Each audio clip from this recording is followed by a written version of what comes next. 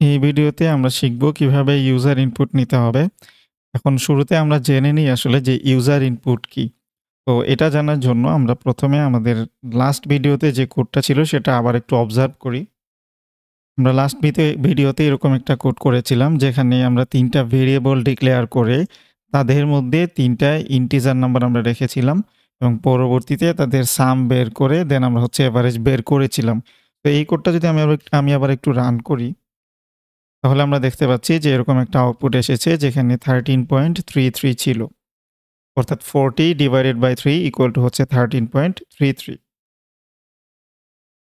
তো এখানে যেটা হলো আমরা যখন কোড আ লিখলাম তখন আমরা কি করলাম এখানে ডিরেক্টলি ভেরিয়েবল ডিক্লেয়ার করার সময় ৩ টা ভ্যালু আমরা অ্যাসাইন করে দিলাম। যেটা আমরা যখন ভেরিয়েবল ডিক্লারেশন শিখেছিলাম তখন আমরা দেখেছিলাম যে ভেরিয়েবল ২ ভাবে ডিক্লেয়ার করা যায়। একটা হচ্ছে আমরা ডাটা টাইপ লিখার পরে ভেরিয়েবলের নাম দিয়ে থেমে যাব। আর আরেকটা হচ্ছে আমরা ভ্যালু অ্যাসাইন করতে পারি। সো একটা হচ্ছে ডিক্লারেশন উইথ অ্যাসাইনমেন্ট আর আরেকটা হচ্ছে অনলি ডিক্লারেশন। যেমন এখানে হচ্ছে ডিক্লারেশন করার সাথে, সাথে ভ্যালু অ্যাসাইন করে দেওয়া হয়েছে। আরেকটা যদি আমরা যেমন এখানে আরেকটা আ সাপোজ আমরা n ডিক্লেয়ার করলাম যেখানে আমরা কোনো ভ্যালু অ্যাসাইন করলাম না। তো এখন এই n এর মধ্যে ভ্যালু কিভাবে আসবে? সো পরবর্তীতে আমরা এই n এর মধ্যে ইউজার ইনপুটের মাধ্যমে ভ্যালু দিতে পারি। তো এখন আসে যে ইউজার ইনপুট জিনিসটা অ্যাকচুয়ালি কি? তো আমরা হচ্ছে এই জায়গায় যেটা দেখলাম যে আমাদের হচ্ছে একটা কোড লেখার পরে জাস্ট স্ক্রিনের মধ্যে আমাদের আউটপুটটা এসেছে। তো হোয়াট ইফ আমরা হচ্ছে এই স্ক্রিনের মধ্যে এই যে উইন্ডোটা ওপেন হইলো এইটা হচ্ছে আমাদের আউটপুট কনসোল। এই আউটপুট কনসোলের মধ্যেই যদি আমরা এই ৩ টা ভ্যালু ইনপুট হিসাবে দিতে পারি, লাইক এখানে আমরা ইনপুট হিসাবে দিব না, আমরা জাস্ট খালি এখানে এরকম আমরা এক্স, ওয়াই, জেড ডিক্লেয়ার করব। দেন পরবর্তীতে হচ্ছে আমরা ইউজার ইনপুট হিসাবে এই জায়গাতে আমরা ৩ টা ভ্যালু ইনপুট দিব। অর্থাৎ আমাদের এরকম একটা ব্ল্যাংক স্ক্রিন ওপেন হবে যেখানে আমরা আমাদের ভ্যালু টাইপ সো আমরা যেটা করতে চাচ্ছি আমরা হচ্ছে এরকম একটা রান করার পরে এরকম একটা স্ক্রিন ওপেন হবে মানে আমাদের যে আউটপুট কনসোলটা ওপেন হবে যেটা কমপ্লিটলি ব্ল্যাংক থাকবে এবং এই জায়গাতে আমরা আমাদের ডিজায়ার্ড ভ্যালুগুলা দিব মানে ইনপুটগুলা দিব। যেমন আমরা এখানে ভ্যালু দিয়েছিলাম 25 সো আমরা এখানে দিব 25 তারপরে হচ্ছে আমাদের 10 ছিল অ্যান্ড 5 ছিল। তারপরে এই ৩ টা ভ্যালু দেওয়ার পরে যেহেতু এখানে ৩ টা ভেরিয়েবল ছিল x, y, z সো এই ৩ টা ভেরিয়েবলের মধ্যে আমরা ৩ টা ভ্যালু দেওয়ার পরে আমরা যখন এন্টারে ক্লিক করব তখন আমাদের রেজাল্টটা শো করবে। তো এই জিনিসটাকেই বলা হয় ইউজার ইনপুট। যখন একজন ইউজার কনসোলের মধ্যে ইনপুট দেয় এবং দেওয়ার পরে যখন হচ্ছে এন্টারে প্রেস করে তখন যখন আউটপুট আসে তখন আমরা ওইটাকে বলি হচ্ছে ইউজার ইনপুট। সো এখন ইউজার ইনপুট নিতে গেলে আমাদের এই যে এক্সিস্টিং কোড আছে এই কোডকে আমরা কিভাবে মডিফাই করতে পারি। তো এই জিনিসটা আমরা এখন দেখব। আমরা এখানে ৩ টা ভেরিয়েবলের মধ্যে ভ্যালু অ্যাসাইন করে দিয়েছিলাম সেটা আমরা অ্যাসাইন করব না। অ্যাসাইন না করে আমরা হচ্ছে ইউজারের মাধ্যমে ইনপুট নিব। তো আমরা যেহেতু আউটপুট দেখার জন্য আমরা একটা ফাংশন ইউজ করে থাকি সেটা হচ্ছে printf যেটা আমরা অলরেডি শিখে গিয়েছি। printf এর সিনট্যাক্স আমরা অলরেডি জানি। সো এবার হচ্ছে ইনপুট নেওয়ার জন্য আমাদের এরকম একটা built in ফাংশনের হেল্প লাগবে যেটাকে বলা হয় scanf। সো ১ম এ আমরা যে ভেরিয়েবলের সিনট্যাক্স মানে ডিক্লেয়ার করা যে সিনট্যাক্স আমরা দেখেছিলাম সেটা একটু রিক্যাপ করে আসি। সো এইটা হচ্ছে আমাদের ভেরিয়েবল ডিক্লেয়ার করা সিনট্যাক্স যেখানের মধ্যে আমরা দেখতে পাচ্ছি ১ম এ আমরা ডাটা টাইপ দিব। ডাটা টাইপ দেওয়ার পরে আমাদের ভেরিয়েবলের নাম দিতে হয়। দেন হচ্ছে ভ্যালু দেওয়া। তো এইরকম প্রসেস যদি আমরা এপ্লাই করি যেটা আমরা ইতোমধ্যে করেছি তখন এটাকে বলে ডিক্লারেশন উইথ ইনিশিয়ালাইজেশন। সো এই পার্টটুকু হচ্ছে ডিক্লারেশন আর এখানে যে ভ্যালুটা অ্যাসাইন করে দেওয়া হয়েছে এটাকে বলা হয় হচ্ছে ইনিশিয়ালাইজেশন মানে হচ্ছে শুরুতে আমরা একটা ভ্যালু অ্যাসাইন করে দিলাম। পরবর্তীতে এই ভ্যালুকে মডিফাই করা যায়। সো এটা আমরা আস্তে, আস্তে ধীরে, ধীরে বুঝে যাব। ওকে। আরেকটা প্রসেস হচ্ছে জাস্ট নরমালি ডাটা টাইপ দেওয়ার পরে আমরা ভেরিয়েবলের নাম দিলাম। দিয়ে হচ্ছে আমরা কি করলাম? একটা ভ্যালু ডিক্লেয়ার করে দিলাম বা একটা ভেরিয়েবল ডিক্লেয়ার করে দিলাম। যেটা আমরা এখানে দেখতে পাচ্ছি এই যে উপরের লাইনে হচ্ছে আমাদের ডিক্লারেশন উইথ ইনিশিয়ালাইজেশন আছে। কিন্তু নিচের লাইনে জাস্ট এই যে ইকুয়াল দিয়ে ভ্যালুগুলো আর দেওয়া নাই। সো এটা হচ্ছে অনলি ডিক্লারেশন। সো এটা জাস্ট হচ্ছে ডিক্লারেশন। আর উপরের অংশটা হচ্ছে declaration with initialization. Okay, so এই হচ্ছে ভেরিয়েবল ডিক্লেয়ার করার প্রসেস। সো এবার আমরা দেখি যে কিভাবে এই ভেরিয়েবলগুলোর মধ্যে যেটা হচ্ছে আমরা ইনিশিয়ালাইজ করি নাই শুধু ডিক্লেয়ার করেছি। এই ভেরিয়েবলগুলোতে কিভাবে ইউজার ইনপুটের মাধ্যমে অর্থাৎ কনসোলের মাধ্যমে আমরা ইনপুট দিতে পারি। আমি অলরেডি মেনশন করেছি যে scanf নামে আমাদের একটা ফাংশন লাগবে ইউজার ইনপুট নেওয়ার জন্য। সো আমরা এখন দেখি যে scanf ফাংশনের আসলে সিনট্যাক্সটা কি? তো এইখানে আমরা দেখতে পাচ্ছি যে আমরা যদি একটু খেয়াল করি এইগুলা অলরেডি আমরা দেখেছি যে কিভাবে printf লিখা যায়। তো printf এর মধ্যে আমরা হচ্ছে যখন কোনো ভেরিয়েবলের ভ্যালু প্রিন্ট করতে চাই না, তখন আমরা কি করতে পারি? আমরা হচ্ছে ইনভার্টেড কমার মধ্যে আমাদের যে আউটপুট স্ট্রিংটা আমরা দেখতে চাই, মানে কনসোলের মধ্যে যেটা আউটপুট হিসেবে দেখতে চাই, আমরা সেটা এখানে দিয়ে দিতে পারি। তখন আমাদের কি হবে? তখন আমরা হচ্ছে আউটপুটের মধ্যে সেটা দেখতে পাবো। আবার অন দ্য আদার হ্যান্ড আমরা যখন কোনো একটা ভ্যালু প্রিন্ট করতে চাই, তখন এখানে আমাদের ফরম্যাট স্ট্রিং দিতে হয়। এটাকে অনেক সময় ফরম্যাট স্পেসিফায়ারও বলা হয়।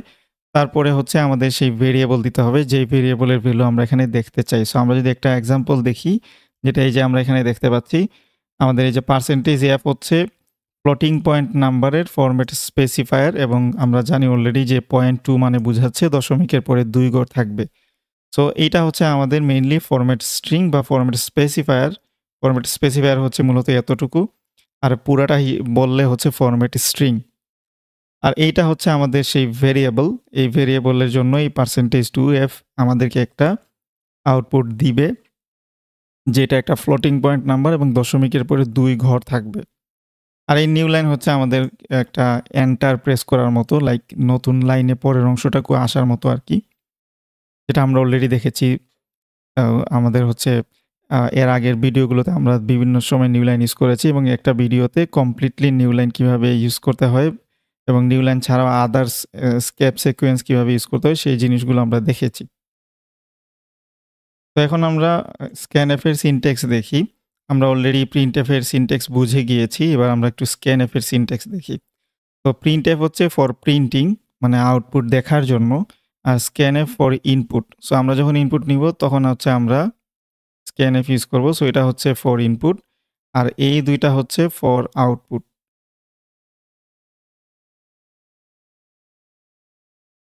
scanf এর সিনট্যাক্সটা কি? সিনট্যাক্সের দিকে যদি আমরা তাকাই, তাহলে আমরা এখানে দেখতে পাচ্ছি যে এখানে ফরম্যাট স্পেসিফায়ার বসাবো। সো scanf এর printf এর মধ্যে যেভাবে আমরা হচ্ছে ফরম্যাট স্পেসিফায়ার সহ আমরা নিউ লাইন এবং আরও বিভিন্ন জিনিস বসাইতে পারি, সেটা scanf এ করা যায় না। এখানে সরাসরি আমাদেরকে ফরম্যাট স্পেসিফায়ার বসাইতে হবে। তো ফরম্যাট স্পেসিফায়ার কি আমরা অলরেডি জানি। যেমন হচ্ছে ইন্টিজার নাম্বারের জন্য আমরা %d হচ্ছে আমাদের ফরম্যাট স্পেসিফায়ার এবং ফ্লোটিং পয়েন্টের জন্য %f, ক্যারেক্টারের জন্য %c। সো আমরা যেই টাইপের ভেরিয়েবল ডিক্লেয়ার করব, ওই টাইপের ফরম্যাট স্পেসিফায়ার আমাদের এখানে বসাইতে হবে। বসানোর পরে আমরা একটা এম্পারসেন্ট সাইন দিব, দিয়ে আমাদের ভেরিয়েবলের নাম দিব। তো এখন প্রশ্ন হলো এখানে এই যে এম্পারসেন্ট সাইন এটা কেন দিব? যেটা আমরা নরমালি এন্ড হিসাবে চিনি আরকি। তো এটার নাম হচ্ছে মেইনলি এম্পারসেন্ট। এটার নাম হচ্ছে এম্পারসেন্ট। সো এই এম্পারসেন্ট সাইন কেন দিব? এটা দিয়ে আসলে যেটা মিন করে সেটা হচ্ছে অ্যাড্রেস অফ। সো এখানে যে ভেরিয়েবল থাকবে সেটা হবে অ্যাড্রেস অফ ওই ভেরিয়েবল। সো ফর এক্সাম্পল আমরা হচ্ছে x স্ক্যান করতে চাই।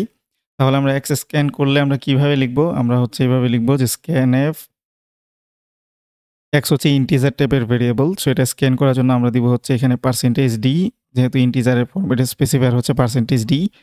তারপরে আমরা কমা দিয়ে এইখানে দিব হচ্ছে এম্পারসেন্ট x। সো এটা দিয়ে যেটা বোঝা যাবে যে অ্যাড্রেস অফ x। তো আমরা যখন কোনো একটা ভ্যালু পাস করব বা কোনো একটা ভ্যালু যখন ইনপুট দিব, তখন আমাদের এই অ্যাড্রেস সিম্বলটা দিতে হবে। সো এটা দিয়ে বোঝাবে যে আমি যে ভ্যালুটা ইনপুট দিচ্ছি ওটা এই ভেরিয়েবলের অ্যাড্রেসে যাবে। সো যখন আমরা মেমোরিতে কোনো কিছু স্টোর করি কম্পিউটার মেমোরিতে, তখন এরা একটা অ্যাড্রেস নিয়ে থাকে মেইনলি। তো তাহলে আমি একটা ভ্যালু যে ইনপুট দিব সেই ভ্যালুটা একটা নির্দিষ্ট ভেরিয়েবলের অ্যাড্রেসে গিয়ে জমা হবে। সো দ্যাটস ওয়াই আমাদের এটা এখানে মেনশন করতে হবে। এখন প্রশ্ন হলো printf এর ক্ষেত্রে তো আমরা সেটা করতেছি না। তো printf এর ক্ষেত্রে আমরা সেটা করতেছি না এই কারণেই, কারণ এটার অ্যাড্রেসে ভ্যালুটা যাবে ঠিক আছে, বাট ভ্যালুটা অ্যাসাইন হবে কিন্তু ভেরিয়েবলের মধ্যে এবং সেই ভেরিয়েবলটা কোনো একটা পার্টিকুলার অ্যাড্রেসের মধ্যে থাকবে। আমরা যখন ইনপুট দেব তখন সরাসরি আমরা অ্যাড্রেসের মধ্যে ভ্যালু পাঠাবো, আর যখন আমরা আউটপুট দেখব তখন আমরা জাস্ট ওই ভেরিয়েবলের মধ্যে যে ভ্যালুটা অ্যাসাইন করা আছে আমরা জাস্ট ভেরিয়েবলটা লিখলেই আসলে আউটপুট হিসেবে আমরা ভেরিয়েবলের ভ্যালুটা দেখতে পাবো। কিন্তু আমরা যদি এই জায়গাতে আমরা যদি কি করি যে এম্পারসেন্ড সাইন বসাই দিই তাহলে যেটা হবে এই ভেরিয়েবলের অ্যাড্রেস যেটা আছে ওই অ্যাড্রেসটা প্রিন্ট হয়ে যাবে, ভ্যালু প্রিন্ট না হয়। সো সেটা আমরা আস্তে, আস্তে সামনে দেখে বুঝতে পারবো। আপাতত আমরা এই টপিক স্কিপ করি। আপাতত আমরা শুধু মনে রাখি যে স্ক্যান করার সময় আমাদের ভেরিয়েবলের আগে এম্পারসেন্ড সিম্বল দিতে হবে এবং প্রিন্ট করার সময় আমরা সেই সিম্বল দিব না। তো এবার আমরা কোডে ফিরে যাই এবং এই যে এখানে যে আমাদের ৩ টা ভেরিয়েবল ডিক্লেয়ার করা ছিল আমরা এগুলাকে কমেন্ট করে ফেলি। তো এখন আমরা কি করব এই জায়গাতে ৩ টা ভেরিয়েবল স্ক্যান করব। স্ক্যান করার জন্য আমাদের দিতে হবে scanf। সো scanf আমরা দিলাম। দেওয়ার পরে প্যারেনথেসিসের ভিতরে আমাদের এখানে ইনভার্টেড কমা দিতে হবে। দেওয়ার পরে এই জায়গাতে আমরা হচ্ছে ৩ টা ভেরিয়েবল স্ক্যান করব। সো ৩ টা ভেরিয়েবল স্ক্যান করার জন্য আমাদের যেটা করতে হবে ৩ টা %d পরপর বসাইতে হবে। লাইক এরকম %d দেন %d। তো এই %d একটা ভেরিয়েবলের মধ্যে ভ্যালু অ্যাসাইন করবে। এই %d এর জন্য আরেকটা ভ্যালু অ্যাসাইন হবে। এই %d এর জন্য আরেকটা ভ্যালু অ্যাসাইন হবে। তো এখন আমাকে কি করতে হবে? আমাকে এইখানে ইনভার্টেড কমার পরে আমাকে এখানে একটা কমা দিয়ে আমি প্রথম %d কোন ভেরিয়েবলের মধ্যে পাঠাইতে চাই সেটা আমাকে এখানে মেনশন করতে হবে। আমি প্রথম %d আমি x এর মধ্যে দিতে চাই, আমি দিলাম $x। দ্বিতীয় %d আমি দিতে চাই হচ্ছে y এর মধ্যে, সো আমি দিলাম y। তৃতীয় %d দিতে চাই আমি হচ্ছে মানে তৃতীয় ভ্যালুটা আরকি, সো সেটা আমি দিতে চাই z এর মধ্যে, সো আমি দিলাম z। So this is how I can scan 3 values. So এবার যদি আমরা এটা রান করি তাহলে আমরা দেখতে পাবো যে একটা ব্ল্যাঙ্ক কনসোল আসছে এবং সেখানের মধ্যে আমাদের ৩ টা ভ্যালু দিতে হবে। যে আমরা রান করলাম, রান করার পরে দেখা যাচ্ছে যে একটা ব্ল্যাঙ্ক উইন্ডো ওপেন হয়েছে এবং এটা কনসোল আমরা জানি। সো এখানে আমরা ৩ টা ভ্যালু দিব। সো আমরা সেম ভ্যালু দেই। 25, 10 অ্যান্ড 5 ছিল। সো এবার যদি এই ৩ টা ভ্যালু দেওয়ার পরে আমরা প্রত্যেকটা ভ্যালু টাইপ করার পরে আসলে একটা স্পেস আমরা দিয়েছি। এবার যদি আমি এটাকে এতে এন্টার প্রেস করি তাহলে আমি আউটপুট হিসাবে এই যে 13.33 দেখতে পাবো। তো এটা এভাবেও ইনপুট দেওয়া যায়, পাশাপাশি না দিয়ে লাইক এভাবে দেওয়া যায়। প্রথমে 25 দিলাম, তারপরে একটা এন্টারে ক্লিক করলাম। এখন সে ব্লিঙ্কিং করছে কারণ সে আরও ২ টা ভ্যালুর জন্য ওয়েট করছে। সো আমি আরেকটা ভ্যালু দিলাম 10, আবারও একটা এন্টার দিব। সো আবারও হচ্ছে আরেকটা ভ্যালুর জন্য ওয়েট করছে। সো এবার ধরো আমি 5 দিলাম। 5 দেওয়ার পরে যখন এন্টার দিলাম তখন হচ্ছে সে আউটপুট দেখাই দিল। এটার কারণ কি? এটার কারণ হচ্ছে সে জানে যে ৩ টা ভ্যালু স্ক্যান করতে হবে। সে প্রত্যেকবার একটা করে দেওয়ার জন্য সে আরেকটা ভ্যালুর জন্য ওয়েট করতেছিল। তারপরে যখন ৩ টে স্ক্যান করা শেষ হয়ে গেল তখন সে এই যে ক্যালকুলেশন করার পরে আমাদের আউটপুটটা দিয়ে দিল। সো এবার আমরা আরও কয়েকটা ভেরিয়েবল ডিক্লেয়ার করি এবং সেই ভেরিয়েবল স্ক্যান করার পরে আমরা জাস্ট সিম্পলি আউটপুট দেখি। তাহলেই আমরা হচ্ছে কিভাবে ইউজার ইনপুট নিতে হয় আমরা ভালো করে শিখে যাব। আমরা এখন যেটা করব আমরা হচ্ছে ফ্লোটিং পয়েন্ট ভেরিয়েবল ডিক্লেয়ার করব। দেন হচ্ছে আমরা তারপরে আমরা ক্যারেক্টার ভেরিয়েবল ডিক্লেয়ার করব। ডিক্লেয়ার করার পরে সেগুলো ইনপুট নিব। তো আমরা একটা ফ্রেশ ফাইল নেই। নেওয়ার পরে সেইখানে আমরা হচ্ছে বিভিন্ন টাইপের ভেরিয়েবল ডিক্লেয়ার করে সেগুলো ইনপুট নিয়ে এবং আমরা প্রিন্ট করে দেখি। সো আমি একটা ফ্রেশ ফাইল নিলাম। এই জায়গাতে আমরা হচ্ছে প্রথমে আমরা ফ্লোট টাইপের ভেরিয়েবল ডিক্লেয়ার করি। সো ফ্লোট সাপোজ আমি দিলাম ফ্লোট a, এটা স্ক্যান করব আমরা। সো স্ক্যান করার জন্য আমরা দিব হচ্ছে scanf, তারপরে অবশ্যই %f দিতে হবে। কারণ ফ্লোটিং পয়েন্টের ফরম্যাট স্পেসিফায়ার হচ্ছে %f। সো দিব, দেওয়ার পরে আমরা এখানে দিব হচ্ছে $a। তো এটা স্ক্যান হয়ে গেল। এখন এটা যদি আমরা প্রিন্ট করতে চাই তাহলে আমরা দিব হচ্ছে printf। তো printf দেওয়ার পরে আমাদের কি করতে হবে? এইখানে হচ্ছে সেইম আমরা ফরম্যাট স্পেসিফায়ার বসাবো। তো সাপোজ আমি হচ্ছে আউটপুট হিসাবে দেখতে যাচ্ছি। সো আমি এখানে প্রথমে আউটপুট লিখলাম। লিখার পরে আমি হচ্ছে %f দিলাম। দেওয়ার পরে আমরা এইখানে হচ্ছে জাস্ট a দিয়ে দিব। তো এবার যদি আমি রান করি, রান করলে আমি দেখতে পাবো যে একটা ব্ল্যাঙ্ক স্ক্রিন ওপেন হইলো এবং এখানে আমরা হচ্ছে একটা ফ্লোটিং পয়েন্ট নাম্বার ইনপুট দেই। দিলাম 6.7 এটা ইনপুট হিসাবে দিলাম। এখন যখনই আমি এন্টারে ক্লিক করব তখনই আউটপুট লিখা উঠবে এবং তার সাথে এই যে 6.7 দেখাবে। সো এইখানে আমরা দেখতে পাচ্ছি যে 6 আমি দিয়েছি ইনপুট 6.7 কিন্তু সাথে কতগুলো জিরো চলে এসেছে। তো এটা রিজন হচ্ছে যখন আমরা কোনো কিছু প্রিন্ট করি বা কোনো একটা ফ্লোটিং পয়েন্ট নাম্বার প্রিন্ট করি, আমরা এর আগের ভিডিওতে কিন্তু এটা দেখিয়েছি। তো তখন আমাদের বাই ডিফল্ট হচ্ছে দশমিকের পরে 6টা ঘর দেখায়। তো এইজন্য আমাদেরকে হচ্ছে কি করতে হয়, আমরা দশমিকের পরে কতগুলো ঘর দেখতে চাই। সো পার্সেন্টেজের চিহ্নের পরে আমরা হচ্ছে এখানে পয়েন্ট দিয়ে তত লিখে দিই। যেমন আমি যদি 2 ঘর দেখতে চাই আমি দিব এখানে 0.2 তাহলে 2 ঘর আউটপুট হিসাবে দেখাবে। সো এবার যদি আমি আবার 6.7 দেই, সো এখানে আসছে 6.70। সো এটা আমি আগের ভিডিওতে এক্সপ্লেইন করে ফেলেছি। সো আমি আবারও জাস্ট এখানে মনে করিয়ে দিলাম। সো এবার যদি আমরা এই ফ্লোট এর পাশাপাশি যদি আমাদের ক্যারেক্টার টাইপের আরেকটা ভেরিয়েবল থাকতো, ফর এক্সাম্পল আমি ক্যারেক্টার সি ডিক্লেয়ার করলাম একটা ভেরিয়েবল। তো এটা যদি আমরা ডিক্লেয়ার করি, আমরা চাইলে এই সেম scanf এর মধ্যেই আমরা ক্যারেক্টার টাইপের ভেরিয়েবলও স্ক্যান করে ফেলতে পারি। তো সেটার জন্য আমরা কি করব যে এখানে %c দিব।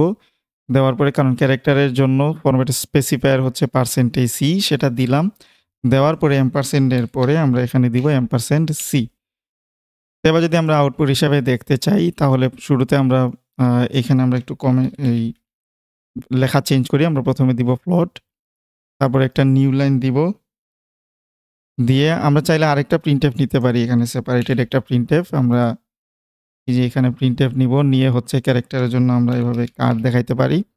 সো এটা হচ্ছে আমাদের ক্যারেক্টার ভেরিয়েবলের জন্য। সো আমরা এখানে দিলাম কার এবং এখানে দিব হচ্ছে আমরা %c এবং এই ভেরিয়েবল হচ্ছে c। এবার যদি আমি এটা আবার রান করি তাহলে যে সিমিলারলি আমরা দেখতে পাচ্ছি। তো এইখানে আমরা হচ্ছে আবার একটা ভেরিয়েবল মানে একটা ভ্যালু অ্যাসাইন করব। সো আমি দিলাম 5.5 স্পেস দিয়ে আমি হচ্ছে স্পেস বা এন্টার যে কোনোটা দেওয়া যায়। সো আমি স্পেস দিলাম। স্পেস দেওয়ার পরে আমরা এখানে ক্যাপিটাল এ দিলাম ইনপুট, যেটা আমাদেরকে আউটপুট হিসাবে দেখাবে।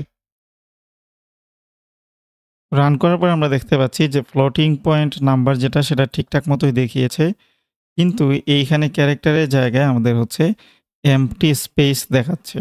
অর্থাৎ এখানে ভ্যালু প্রিন্ট করেনি। এটার রিজন হচ্ছে আমি যখন এইখানে ইনপুট দিয়েছি, আমি প্রথমে 5.5 দিয়েছি, তারপরে হচ্ছে একটা স্পেস দিয়েছি, এরপরে হচ্ছে আমি ক্যাপিটাল এ লিখেছি। এতে করে যেটা হয়েছে, সো 5.5 সে হচ্ছে ফ্লোটিং পয়েন্ট নাম্বারের জন্য সে নিয়ে নিয়েছে। কিন্তু মাঝখানে একটা খালি স্পেস সে হচ্ছে ক্যারেক্টার হিসাবে কাউন্ট করে ফেলেছে। রিমেম্বার দ্যাট আমাদের কিবোর্ডের মধ্যে যতগুলো বাটন আছে, মানে যত ধরনের ইনপুট আছে সবাই হচ্ছে ক্যারেক্টার হিসাবে গণ্য হবে। সো আমরা নেক্সট কোনো একটা ভিডিওতে আমরা দেখব যে ক্যারেক্টার কি আছে এবং টোটাল হচ্ছে 256টা ক্যারেক্টার আছে এবং তাদেরকে একটা ASCII নামে একটা টেবিল আছে, ওই টেবিলের মধ্যে স্থান দেওয়া হয়েছে এবং প্রত্যেকটা ক্যারেক্টারের আলাদা আলাদা ভ্যালু আছে। তো সেটা আমরা পরবর্তীতে ডিটেল শিখব। তো তার মানে স্পেস নিজেও একটা ক্যারেক্টার। তো যার কারণে সে কি করেছে, এই যে এইখানে সে স্পেসটা নিয়েছে আর সে আর এ নেয়নি। তো এবার যদি আমি এবার এটা রান করি, আমি এবার ভিন্নভাবে ইনপুট দেই। লাইক এবার আমরা স্পেস না দিয়ে আমরা করব কি, এবার হচ্ছে 5.5 দিয়ে এন্টার দিব। সো এই যে এন্টার দেওয়ার পরে দেখা যাচ্ছে আমাকে সে আর ইনপুট নিতে দেয় নাই। কারণ আমি যে এন্টার বাটনে ক্লিক করেছি সেইটাও সে ইনপুট হিসাবে নিয়ে নিয়েছে এবং যার কারণে সে কি করছে যে এইখানে ক্যারেক্টারের পরে সে এন্টার প্রিন্ট করে দিয়েছে এবং এই এন্টার হচ্ছে এই নিউ লাইনের জন্য এসেছে। তো আমি আবার এটা রান করে দেখাই যে এখানে ডাবল এন্টার আসছে, মানে ডাবল যে নিউ লাইন। সো আমরা যদি আবার এটা রান করি আগের মতো আমরা স্পেস দিয়ে তাহলে আমরা ডিফারেন্সটা একটু খেয়াল করতে পারবো। সো আমি স্পেস দিয়ে দিব 5.5 ক্যাপিটালে যেটা ইনপুট দিয়েছিলাম। সো এখানে দেখতে পাচ্ছি যে একটা সিঙ্গেল এন্টার এসেছে, অর্থাৎ সিঙ্গেল নিউ লাইন, সেটা হচ্ছে এই নিউ লাইনের জন্য। আর আমরা যখন হচ্ছে এন্টার দিয়ে ইনপুট দিব, লাইক আমি এখানে দিলাম 5.5, তারপরে যখন আমি এন্টার দিয়ে দিব তখন এই এন্টারটা এখানে প্রিন্ট করবে আর ওইটা হচ্ছে আমাদের নিউ লাইন। সো এটা অ্যাভয়েড করার জন্য আমাদের কি করতে হবে, হয় আমাদেরকে এখানে আরেকটা এক্সট্রা একটা ক্যারেক্টার স্ক্যান করতে হবে অথবা আমরা এখানে হচ্ছে স্পেস বসিয়ে দিব। আমরা যদি এখানে একটা এক্সট্রা স্পেস বসিয়ে দেই তাহলে ইনপুট নেওয়ার সময় আমরা যদি এন্টার কিংবা স্পেস বসাই সেটা আর সে ক্যারেক্টার হিসেবে নিবে না। আমরা এখানে যদি একটু রান করে দেখি, আমরা প্রথমে স্পেস দেই। তো আমি ক্যাপিটাল এ বসাই। আমি আবার এন্টার দিলে দেখতে পাচ্ছি যে আউটপুট হিসাবে 5.50 আসছে এবং ক্যাপিটাল এ আসছে। তো আমি যদি আবার এটা হচ্ছে নিউ লাইন দিয়ে রান করি, মানে এন্টার দিয়ে যদি হচ্ছে আমি ইনপুট দেই, সো আমি দিলাম 5.5, দেন আমি দিলাম এন্টার, তারপরে ক্যাপিটাল এ। এবার যদি রান করি তাহলে আমরা এই যে আবার দেখতে পাচ্ছি। সো সামনে আরও আমরা বিভিন্ন টাইপের ভেরিয়েবল ডিক্লেয়ার করে আমরা ইনপুট নিয়ে দেখব। সো এই ভিডিও বেশ লম্বা হয়ে যাচ্ছে।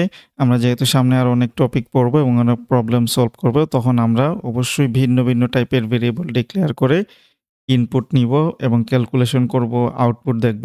সো তখন আমরা আরও ভালো করে শিখতে পারবো ইনশাল্লাহ। সো আপাতত এই ভিডিওতে আমি চেষ্টা করেছি ইউজার ইনপুট কি বোঝানোর, তারপরে কিভাবে একটা ভেরিয়েবল ইনপুট হিসাবে নিতে হয় ইউজিং স্ক্যানএফ ফাংশন, সেটা আমি বোঝানোর চেষ্টা করেছি ইন ডিটেইল। অসংখ্য ধন্যবাদ।